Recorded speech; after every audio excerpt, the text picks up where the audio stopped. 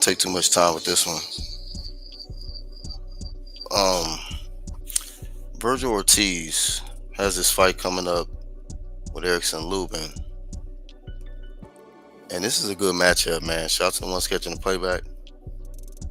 But I think he might be possibly overlooking Erickson Lubin. I think a lot of people might be overlooking Erickson Lubin due to his past losses. But one thing I noticed about Erickson Lubin that he has somewhat of an advantage over Vergil is that I believe he's been through the fire. He's been in the fire, and Vergil has yet to step into that championship fire. Um, Case in point, I remember when this guy stepped up and fought the once top dog at 154, Erickson, Jamel Charlo, and it didn't even go beyond one round. But that one round is still a lot more experience than a Vergil Ortiz and anybody he's fought, in my opinion.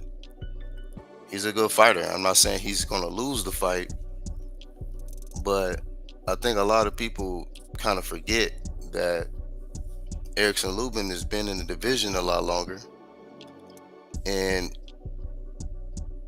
there is potentially some hunger and maybe a possible chip on his shoulder because people might be looking at him like, man, yeah, Virgil gonna take care of Erickson Lubin, and he gonna jump in the ring with boots. And I just hope that Virgil is being smart, because now you're gonna jump in there with a guy that has been in there with top competition and a guy who is still trying to keep his spot at the top of 154. And he's looking at you like you just in my way, and you in my division, and you think you're gonna do this and do that. And so, you know, you look at the losses that Erickson Lubin took. It was to Jamel Charlo, and then he lost to tall ass Sebastian Fundora, you know, biggest weight bully in boxing. And it was disfigured promotions, you know. But he jumped in there, his corner had to tell him, no, fam, it's over. He wanted to continue. And this is another thing about Erickson Lubin is that the guy wants some get back with Sebastian Fundora. And there's a blueprint on how to beat him. We've seen Sebastian Fundora knocked out. But Erickson Lubin wanted to be the one to say that, you know, I knocked him out too. You know, all these arms, all arms and legs, you know, put them down like the rest. You know what I mean? The bigger they are, the harder they fall. Promotions. So he looking at Virgil Ortiz like, bro, you are somebody who is in my way. You are trying to keep me from feeding my child. You know what I'm saying? Providing for my family because I'm trying to get. And the thing about this shit, Virgil is yet to step up and fight at championship level. He didn't do it at welterweight, unfortunately, and now he's at 154 and hasn't done it yet. Um, you know, Erickson Lubin might be one of the top 5 pound for pound interim champs in boxing or something, man. A whole lot of interim almost made it as champs in boxing. And I just want to see these dudes step up into the real fire. We even got guys that was maybe a prospect 6 months ago, and they stepping up into the championship fire. Abdullah Mason could potentially become the youngest champion in boxing. Where why guys like Vergil Ortiz, on this interim shit, and Erickson Lubin, he's had his opportunities, but he fell short. He fell short, and now he's trying to, like, get back on track. And it's not too many disadvantages Erickson Lubin is going to have, like how he had versus Fandora. When he took his last loss, and Vergil Ortiz being really athletic, being younger, fresher, more active, that he does have the advantage in. But as far as reach, I don't think it's that much reach advantage. I got to check that. Not that much in height, weight, so it should be a pretty fair fight, you know. And I'll give Virgil full credit if he goes in there and take care of business versus Erickson Lubin, because Erickson Lubin, he's one of them guys, man. He's a good test. He didn't get to number one contender by being weak, by not having no skills or something. No, Erickson Lubin can really fight. So I don't know if people just got to get reminded, you know. But yeah, he has some defensive flaws, just like Virgil, and it's gonna be up to whoever can capitalize on the mistakes of their opponent. That's gonna win this fight.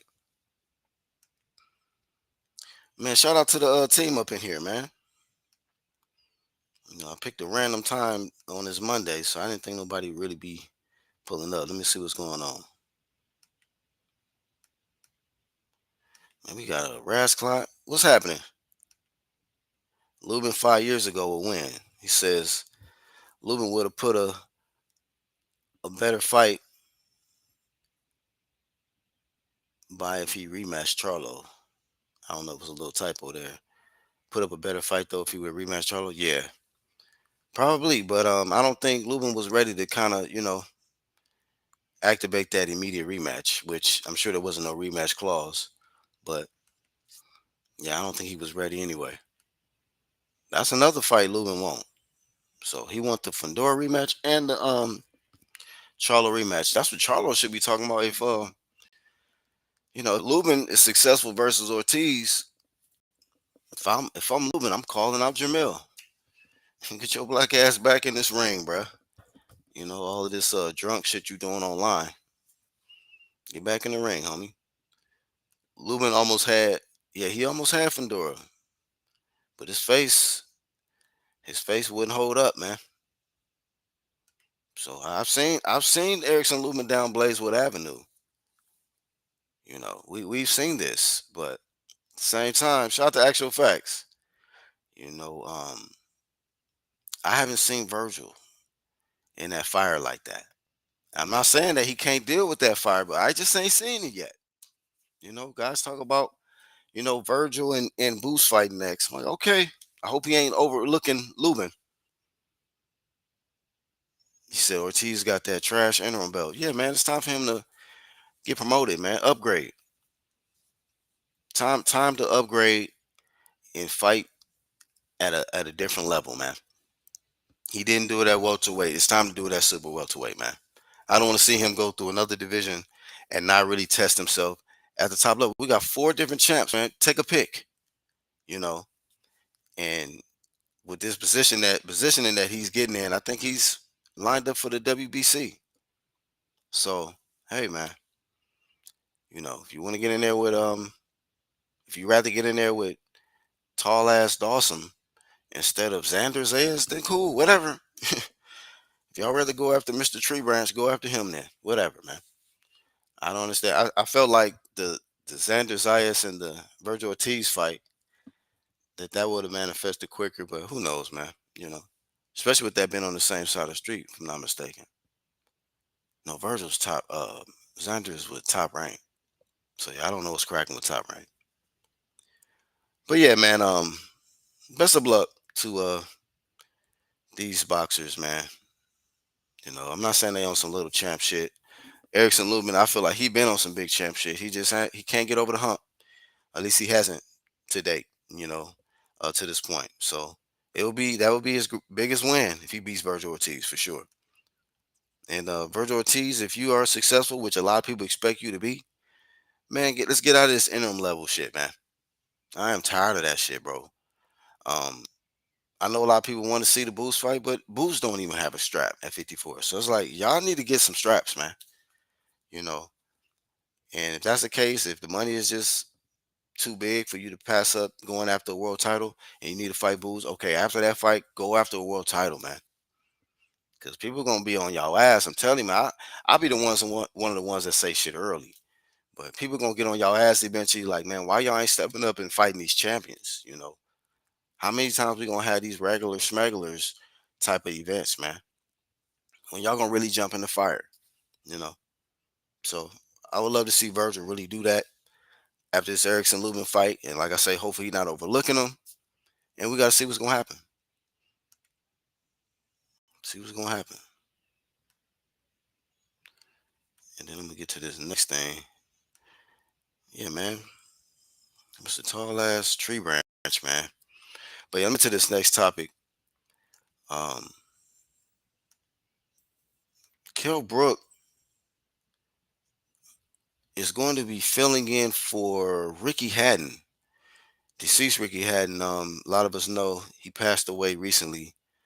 I believe it was October the 12th. Same, no, not was it October the 12th? No, it was the same night as what you call it, the Canelo Crawford fight. So yeah, that same night Ricky Hatton passed. It came, the news came out this week that they're ruling it a suicide. A lot of fishy stuff going on this year in sports all over the place. A lot of suicide rulings and unknown, not enough information on some of these people that's passed. So it's kind of a wild year, man. But this ain't Kell Brook is going to be filling in. But let me share this article because I haven't really gone through it yet. I was gonna share it live with y'all, and I'm gonna get out the way. But yeah, Kell Brook is supposed to be filling in though. Let me see.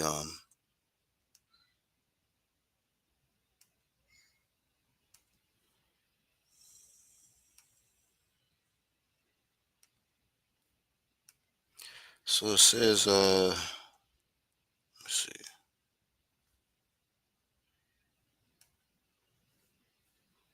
This is from Sports Illustrated. Kell Brook return confirmed for Ricky Hatton tribute event with date and opponent announced. Says Kell Brook, professional record 40-3.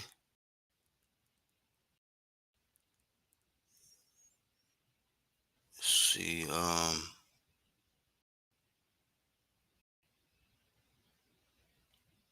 right. I'm just trying to get to the main stuff. Kell Brook will return to the ring to face Issa Alda in Dubai on February the 13th. Alda was originally scheduled to fight the late Ricky Hatton in February or in December, excuse me, before his tragic passing in September. The show will now feature tributes to Hatton and support the show. It might be a Riyadh promoted event. So yeah, whoever this Issa Alda was supposed to be the opponent for Ricky Hatton, I don't know nothing about him. To me, that's not really important. Just unfortunate of the tragic passing of Ricky Hatton, and now Kell Brook is stepping in. So hopefully, Kell Brook has been keeping his nose clean, literally, because a lot of us know his history, so that he can represent right, for Ricky Hatton.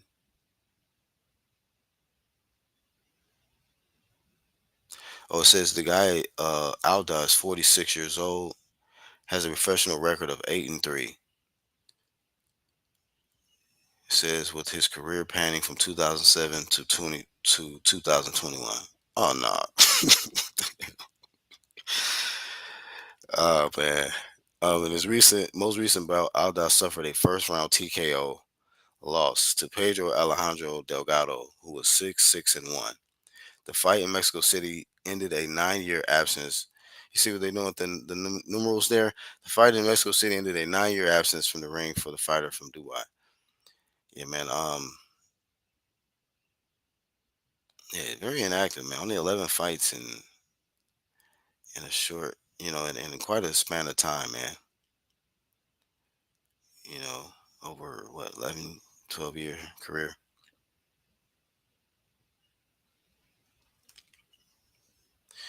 His most recent about, yeah, so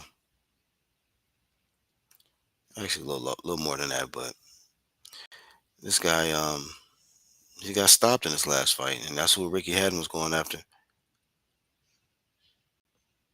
Says Aldaz's last professional win came in 2012 when he was able to defeat Miguel Angel Minguia, who was 22 and 22. What in the heezy? Man said it was 22, 22 and 1. I don't know, man. Yeah, man. Hopefully these dudes ain't took no them backdooria type of deals, man. Some of these dudes is getting up out of here.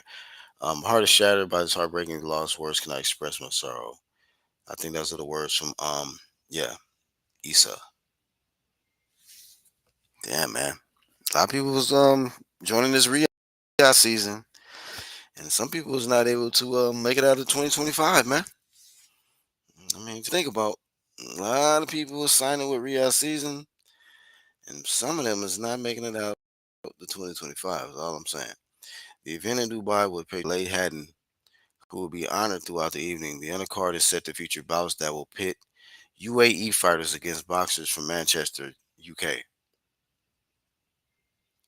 The agenda in Dubai Media City will host the event, which will feature celebrity guests. It is also understood that the card will support the newly former Ricky Hatton Foundation. Newly formed Ricky Hatton Foundation.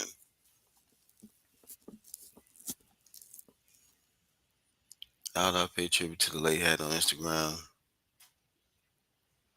All right, that's the most important stuff. I just wanted to see what that was all about. This opponent that Kell Brook was going to be facing.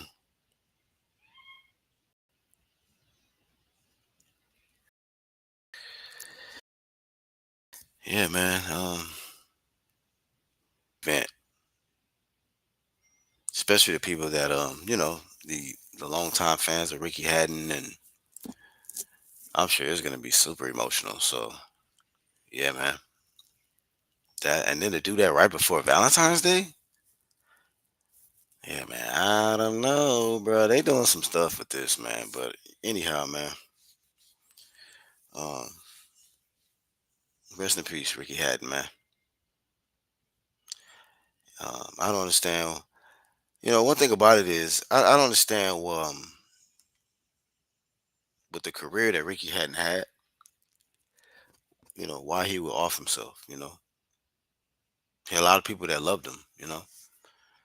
Goes to show you never know what's going on with certain people, man, in their personal life. But um,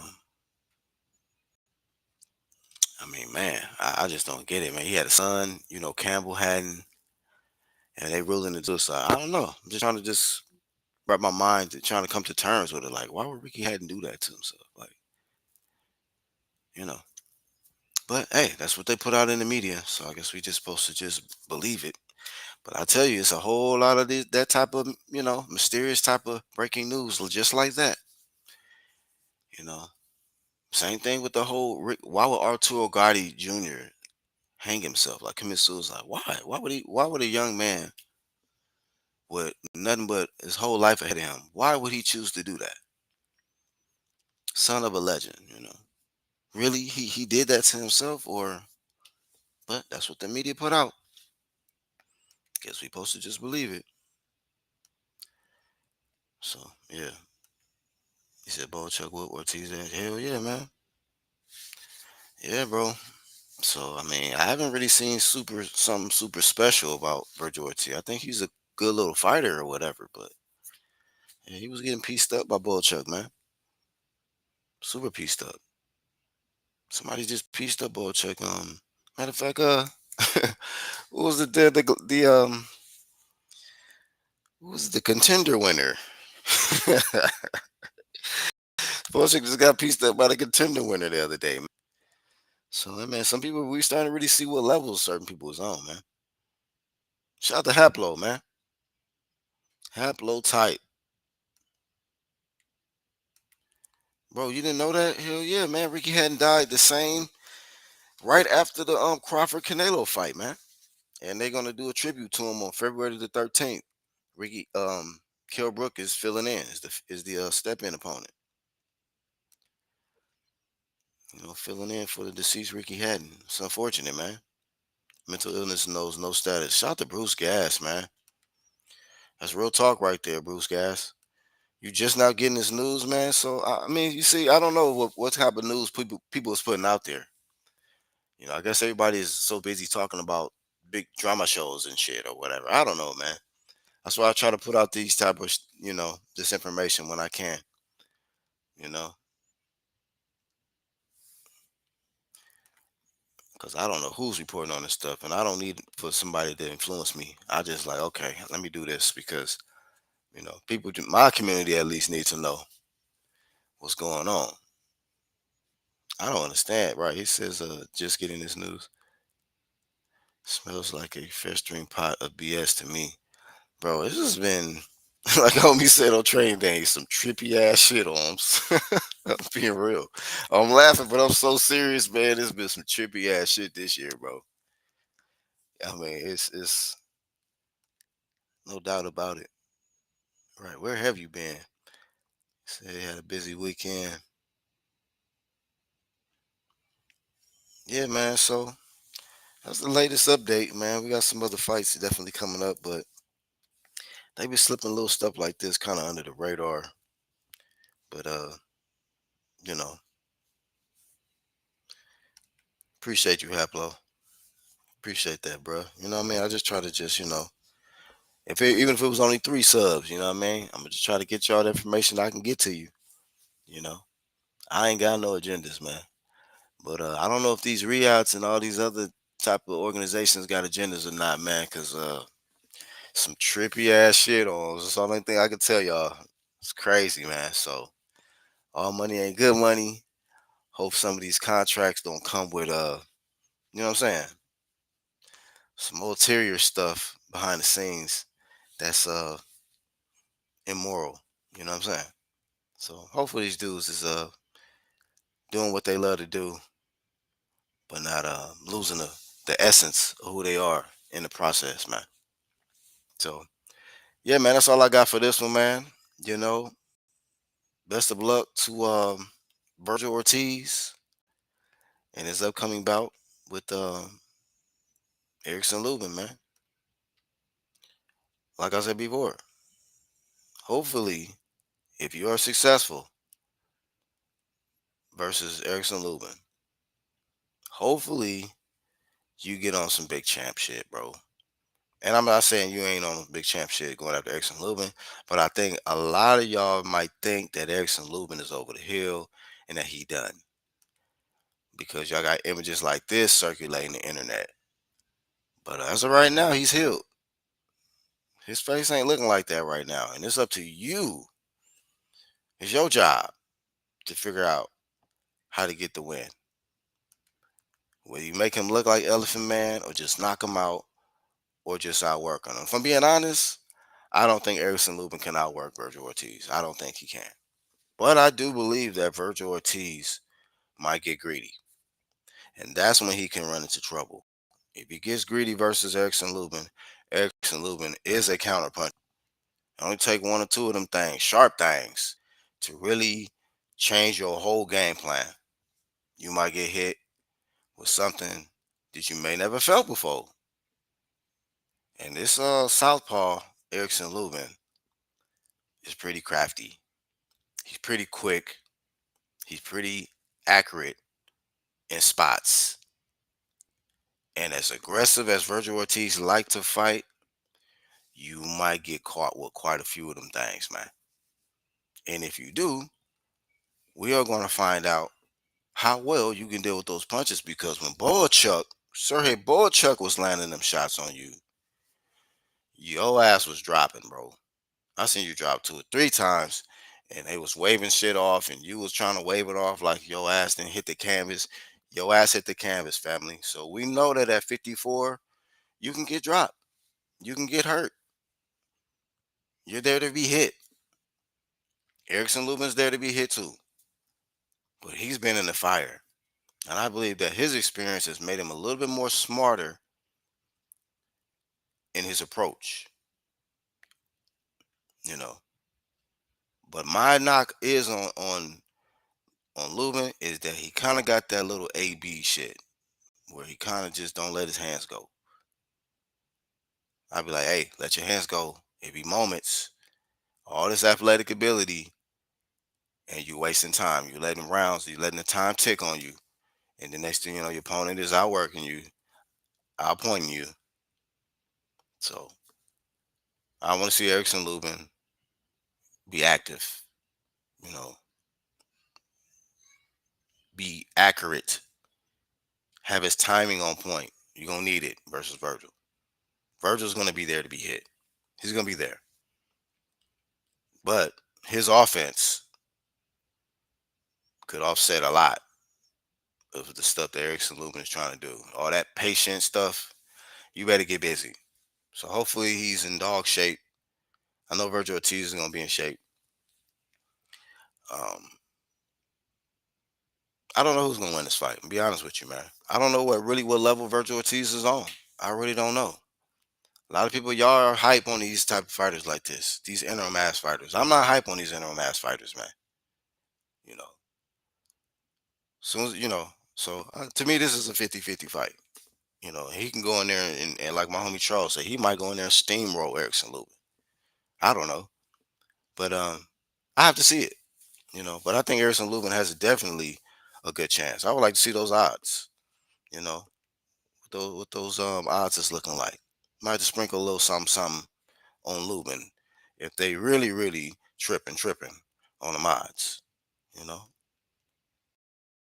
just in case promotions. Virgil tends to be.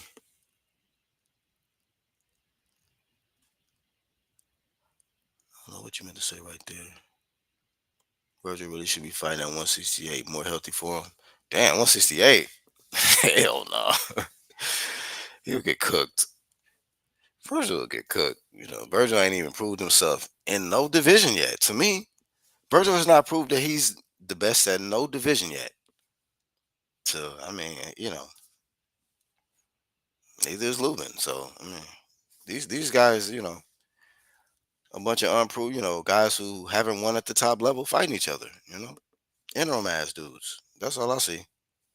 So hopefully get beyond this too. Beyond this, and I don't know. Maybe the winner of this will fight Jerron Boots Ennis, another interim ass dude, and after that they can finally get some courage and step up and fight a champ. If I want to see Jerron Boots Ennis activate his mandatory, go after the WBA, uh, world title and get out of this interim WBA baby mode. Go after Abbas Baru. That's what I want to see Jerron Boots Ennis do, and I want to see Vergil Ortiz with him been in the WBC spot after this fight. Go after Sebastian Fundora, man. You know what is rhabdo? He said gets that rhabdo ends up in the hospital canceling fight. Oh, was that condition? Yeah, my bad. I was like, what is that? Yeah, that condition that he was getting from cutting weight. So, I mean, if he having issues at 54, I mean, he hasn't had no issues yet, I don't think, Haplo. So, hopefully his health holds up at 54 because there's some great fights in that division for him. There's a lot of money to be made. All you got to do is just keep winning. Got to keep winning. I would love to see, him step up. I don't think Golden Boy is holding him back. I think it's just him. Whenever he's ready to step up and fight one of these top dogs, then we'll see it. He has a great trainer. I believe he's still with Robert Garcia. Robert Garcia is a hell of a trainer, you know. And this will be a good way to electrify the Hispanic community and get a exciting victory over Erickson Lubin. You know, if you lose to Erickson Lubin, it's not gonna be good. Telling y'all now, man. If Vergil Ortiz loses to Erickson Lubin, it's not gonna be good. Cause it's already crickets out here in these chats, man. But if Virgil loses this one, oh man. So I wish him the best. May the best man win. I'm not being biased on no side. I don't too much care. These are some interim ass dudes, man. So may the best interim dude win and move on and fight a champ next. And Once again, shout to Kell Brook. Um, Check them contracts, man. Do the best you can do. Get your money. Get out the way, man. I don't know if I'm gonna be tuning in for that, man. All that sadness and stuff, man. It's just unfortunate what happened to Ricky Hatton. You know what I mean? But best of luck, to Kell Brook and the dude he's fighting who only had like 11 fights in 15, 16 years or whatever. Haplo says I don't like Virgil. Go Lubin. Oh, you don't like Virgil? I feel the same about both of them. I don't. I actually used to be a actually I'm kind of a fan of Lubin though, low key. I am a fan of Lubin. Like I actually was rooting for him when he fought Charlo, and he got cooked. Yeah, man, that was one of those few times. It was a horrible, horrible prediction. So you don't always get them right. You don't always get them right, but you have to come back every time, eat crow, and be a man about it. And a lot of y'all just not men about it, man. That's why a lot of y'all fanboys have control alt deleted y'all whole shit and got out the way. So I understand. I really don't, but I get it. I get it what you're going through. But yeah, man, I'm not making no predictions on this. Uh, what's wrong with his neck in that picture, Virgil? That's that rhabdo. First picture. I don't know. Maybe the way it was cropped or something. If you're talking about this picture. Oh shit. Oh no. That's Oscar De La Hoya standing uh right behind him, but not right behind him, but like he's standing in the middle of them. So you kind of caught De La Hoya's side of his face, and it looked like it's part of Vergil Ortiz's neck. That's funny though. He said he got rhabdo neck. That's funny, dog. Yeah, it do look like that. I don't know if Vergil Ortiz is overrated, but I thought he lost the ball check. See, I'm not the only one saying he lost the ball check. You know, I ain't see. So people be thinking sometimes, when you say their favorite guy lose or lost to somebody or got a gift that you got an agenda. I ain't got no goddamn agendas, man. Virgil's a cool little fighter. He's a hell of a fighter. But he lost, man. He lost the bull check, man. He got one. They handed him one, man. Just like a lot of people have been handed gifts, man. That was just yours. So I mean, a lot of people just need to be grateful Virgil got a gift, man. Merry Christmas. Virgil lost to Rap to Rap the Hawk.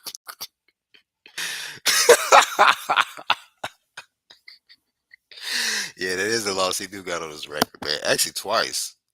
He lost to Raptor twice, dog. So yeah, man. Whatever his record is, something 0-2. You know, something 0-2, because it's got a separate category for Rabdo section. So yeah, man. De La Hoya gave him a neck. Man, Haplo flaming this man. Hey, so hopefully Virgil win because it's gonna be a lot more of this. I can guarantee you that. You know what I'm saying? So yeah, that's what I told y'all, man. I just like I said this about 10 minutes ago, man. If he loses to Erickson Lubin, it's not gonna be good at all. So best of luck to him. Best of luck to him. And I wish that Riyadh season will stop throwing these opponents in front of them, back to back, because it can get them off track, man. It can get their eyes off the prize. And I don't want that for Virgil, you know. And there's really nothing in the way for Lubin. And that's why it's kind of a danger. It kind of makes it a little dangerous for Virgil because it's just like you got all of this stuff laid before you, and ain't nothing really laid out for Erickson Lubin. Not that I know about. So it's a situation where it's like, bro, if he can get you up out the way, bro, people gonna be looking like, oh shit, man, we didn't expect this. You know, another dark horse in the sport. So I mean, it's a tall task, but it could be done. Yeah. So yeah, man, that's really all I got for this one. Shout out to the ones called the playback. I am the Black Horseman, representing UGC Flame. And shout out to the team, man. Everybody that pulled up for this one. Hawk pulled up, Haplo, Actual Facts pulled up, Bruce Gas, Boxing Jazz, and more. Make sure y'all got. Make sure you guys support them. Tongue tied. And Rasclot. Also pulled up. Check out his channel. He got the calisthenics cracking. You know what I mean? Learn it, apply it, get in shape, feel great. Don't hate. So yeah, man, no hating over here. Playback gang, True Media. We moving on to the next, man. Peace.